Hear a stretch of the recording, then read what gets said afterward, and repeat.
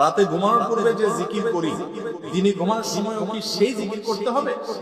ঘুমের আগে রাতের যে জিকিরটা আছে, একটা হলো রাতের জিকির, একটা হলো ঘুমের জিকির, দুই জিনিস।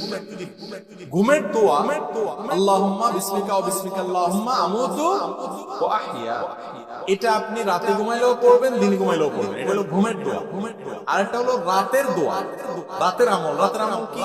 সূরা মুলক তেলাওয়াত করা, হ্যাঁ, আয়াতুল কুরসি বিশেষভাবে তেলাওয়াত করা, সূরা সিজদা তেলাওয়াত করা, 33 বার সুবহানাল্লাহ, 33 বার আলহামদুলিল্লাহ, 33 বার আল্লাহু আকবার পড়া। আরো বিভিন্ন আমল আছে রাতে শোয়ার আগে।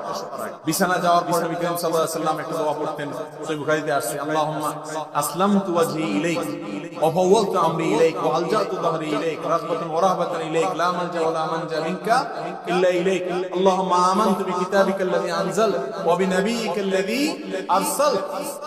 এটা তিনি পড়তেন। তো যেই দোয়াগুলোতে লেখা আছে এগুলো রাতের দোয়া, ঘুমানোর আগের দোয়া রাতের, সেইটা রাতের জন্য প্রযোজ্য। আর যেগুলো এমনি ঘুমের সুন্নাত সেগুলো দিন রাত সব সময় প্রযোজ্য।